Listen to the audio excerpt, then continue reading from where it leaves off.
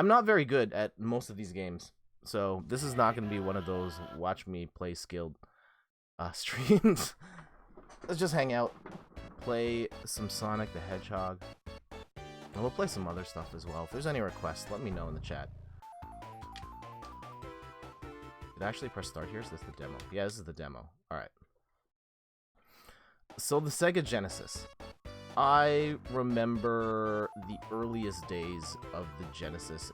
Like, I remember it when it just came out, and some of my cousins got a Genesis. Shout out to Christian, Gene. I don't think they're technically cousins. It's like a family friend who I called cousins because, I don't know, Filipino culture is weird.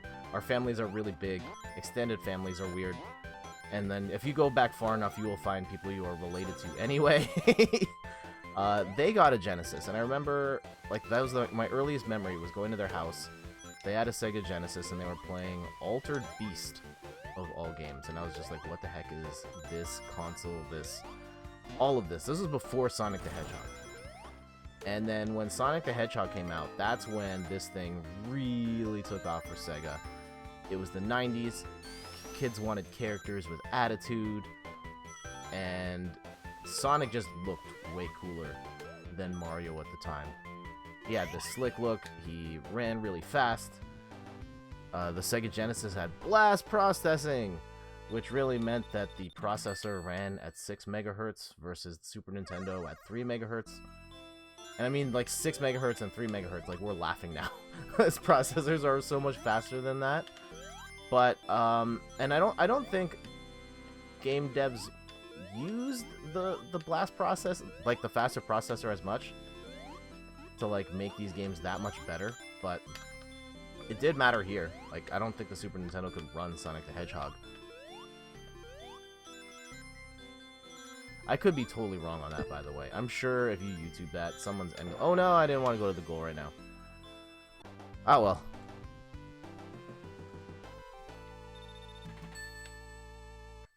Alright, did I make... Yeah, okay, we're live. Nope, didn't mean to push that rock. Yeah, Sonic the Hedgehog came out, there were all these commercials, and kids were going gaga for Sonic the Hedgehog. Kids just a lot of kids abandoned Mario, and were like, this is the cool thing now.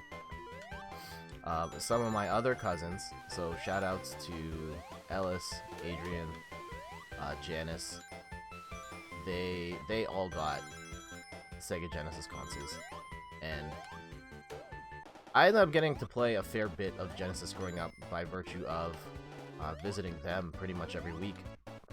But I was like, no, I want a Super Nintendo, and I'm only gonna buy a Super Nintendo, and that's it. And like, it was never confrontational among us. Like, we loved each other too much, but more than that, I think they just weren't as serious into the whole console war thing, or like games in general, so it wasn't really a factor among us. But I definitely had some confrontations in the school playgrounds about which was better, and in hindsight, I regret that. I think that as I've grown up and realized that being platform agnostic is the way to go. Why limit myself to just enjoying games on one platform when I can enjoy games on all platforms? At the end of the day, and I mean, I can't speak for everybody here, I am a fan of video games more than I am a fan of a company that makes video games. Sure, Nintendo makes my favorite games of all time, but there are a lot of companies making a lot of great games, and I would rather enjoy everything that the entire medium has to offer than to limit myself to just a handful of games in that catalog, or like out there. It does take time though. Like, I think there's a lot of factors for why console wars happen. I think, yeah. And I think it's a bigger issue with like mankind as a whole. Like, tribalism is one heck of a thing, and we see it in many different parts of society these days. Oh, jeez. many different parts of society were getting review bombs on exclusive platform exclusive games, and people bombing Marvel movies because they're DC fans, and all sorts of petty stuff. And I don't know. I just wish we could get to a day where people don't feel compelled to go and trash something else that someone likes because they themselves don't like it. And yeah, I don't know how this really... I don't know how we got here or how I turn around from Sonic the Hedgehog. But yeah, my cousins got... yeah, Aya, Ellis, and Janice got a Sonic a system, and they both got... Pretty sure both got Sonic the Hedgehog.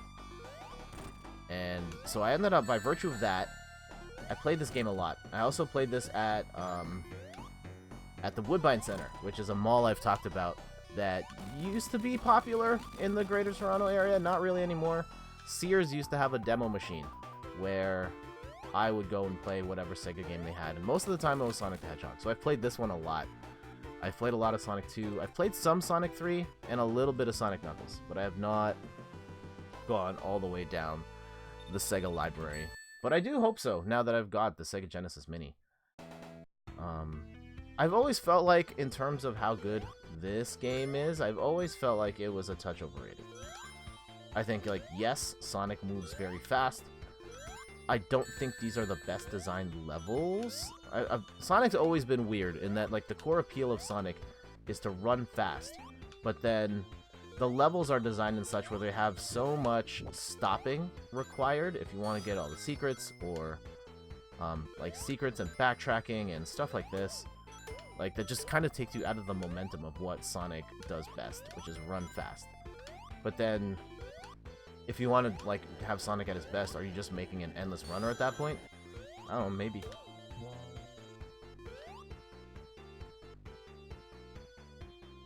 So yeah, I've always thought this first one was good. I think Sonic 2 is my favorite of the bunch. But I'd love to hear what are your favorite Sonic the Hedgehog games? What other Sonic stories you have? I think I can get to, like, World 3 or World 4 before I hit Game Over. But I have beaten this game using cheat codes, just, like, skip to the last level and beat it. Get that shield. I don't think that doubles up. Yeah, see, like, once we get to areas like this, this is not Sonic the Hedgehog.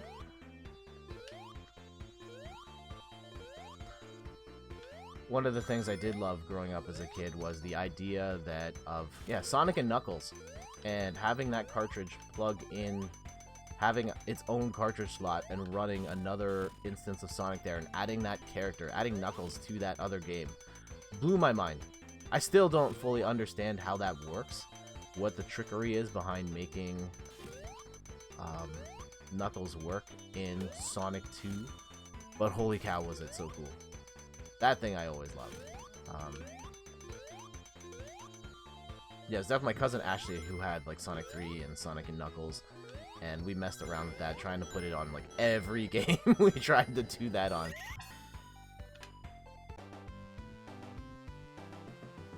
So yeah, I think we'll play till we hit Game Over in Sonic the Hedgehog, and then we'll switch it up. I think I want to show Tetris next, because that's an unreleased game that maybe you haven't seen, maybe you have. It was based on a legendary Japanese arcade port, and it's one of the bonus games featured here, so some exclusive content for you guys, I guess. And is the goal... Oh, I should be going the other way. Nope, nope, nope. These levels always trip me up as a kid. I didn't understand that, hey, you're really supposed to try and get the gem, the emerald, and not just hit the goal line.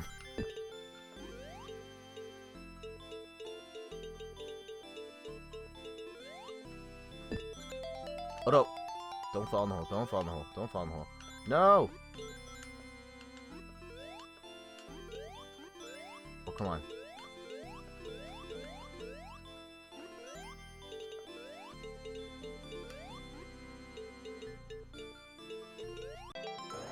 There it is. Nice. Got that Chaos Emerald. I don't actually remember what it does in this game. What other Sonic the Hedgehog stories do I have? I think my favorite set of levels in the entire Sonic series is Sonic 2, and it's the second world with the factory. Oh man, the music in that is so good. That one. Maybe we'll play that a little later.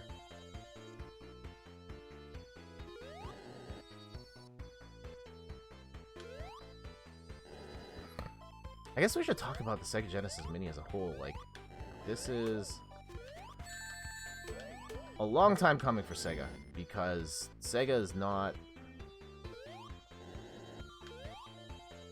Sega's been in the retro mini console thing for a while now, like years before the NES Classic. They had been putting out retro mini consoles since the...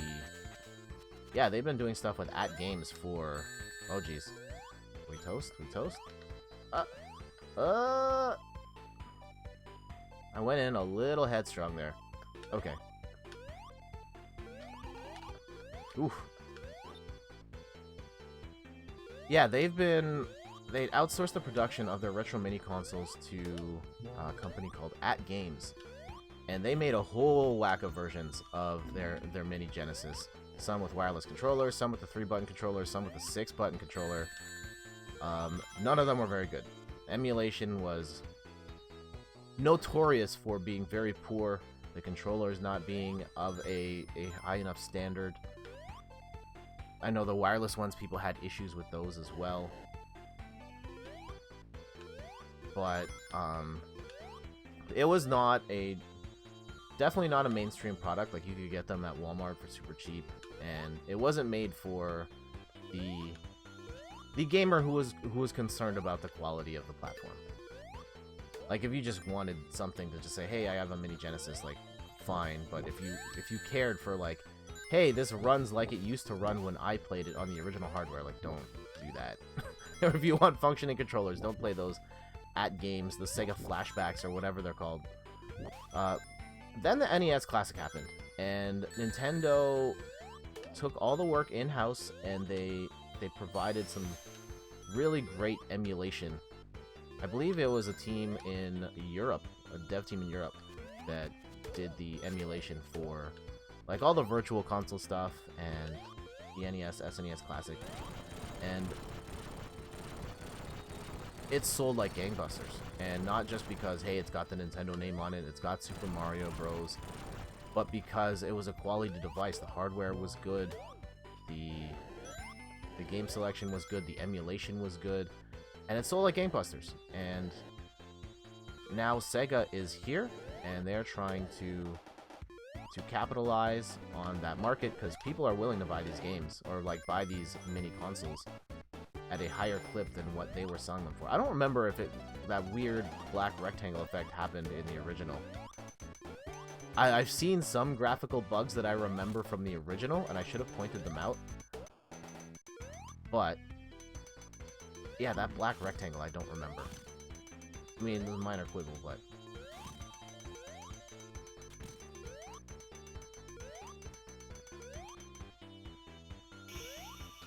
There we go. Maybe we'll just play to, like, the end of World 2 here.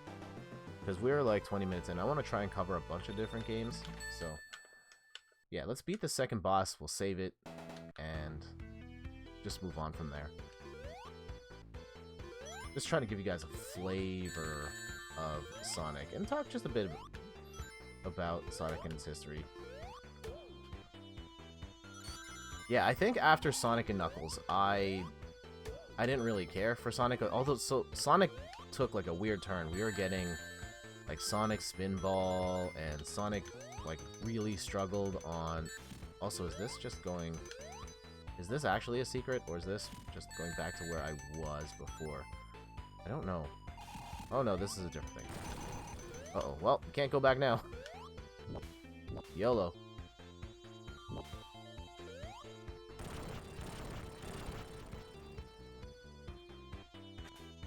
Yeah, and then Sonic on the Saturn struggled because Sega had a really hard time figuring out how to make Sonic work in 3D with the horsepower that the Sega Saturn had.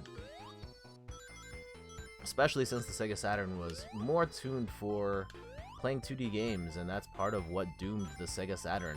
Among many things, like, for all the great that Sega did on the Genesis, they really messed things up. I think splitting their player base was the biggest mistake between the Sega CD, the 32X. Yeah, the Sega CD and the 32X, like, really divided the market. And then the fact that the 32X and the Sega Saturn came out almost at the same time made no sense whatsoever. And from what I've read, the reason that even happened was because of internal competition between the US and Japanese branches of... Hey, we got a free life.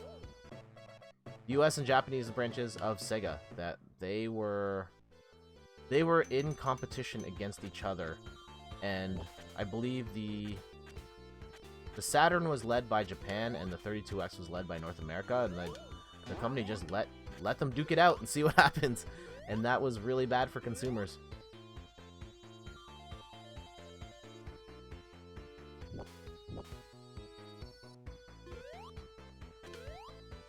Still though, as someone who was a Nintendo loyalist for a really long time, and I'd never owned a PlayStation 1 growing up, I've hardly ever played the PS2. Like, hardly ever. I can think of, like, I can count on one hand how many times I've played a PS2 in my life. PS1 I played a little bit more. PS2, basically none. I have played the original Xbox twice. It was all Nintendo all the time for me. But of the other platforms, the Sega Genesis is definitely the one I played the most. And it was kind of hard to avoid even as a Nintendo fan, because, yeah, the Sega Genesis was ubiquitous. All your friends had a Sega Genesis. Uh-oh. I think we might be too... Oh, jeez. We have messed this up pretty good. Oh, okay. We're fine. As long as we got one ring.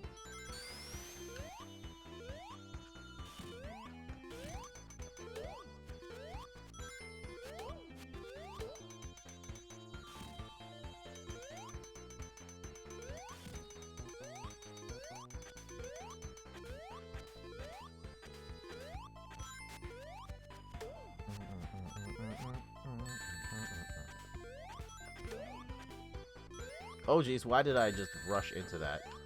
Terrible idea. Okay, well, it's just enough. Let's go. Oh. Definitely just wanted to run, but we'll now carry on. Go through this lazy river of lava.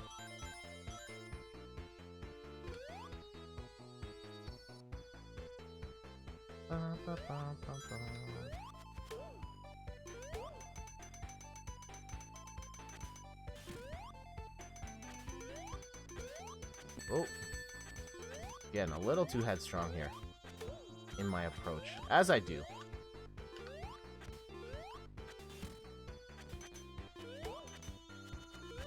Also, yeah, I'm just seeing, like, the momentum of this particular set of worlds is completely ground to a halt.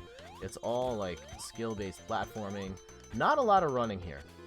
And this is just counter to what made Sonic good. And one of the challenges that's come with designing Sonic games, that they kind of box themselves into... Uh-oh. We got one ring. Let's make this count. Oh, no. Well, no rings. Great. Hopefully we can handle this a little better. Oh, geez, we have nothing right now.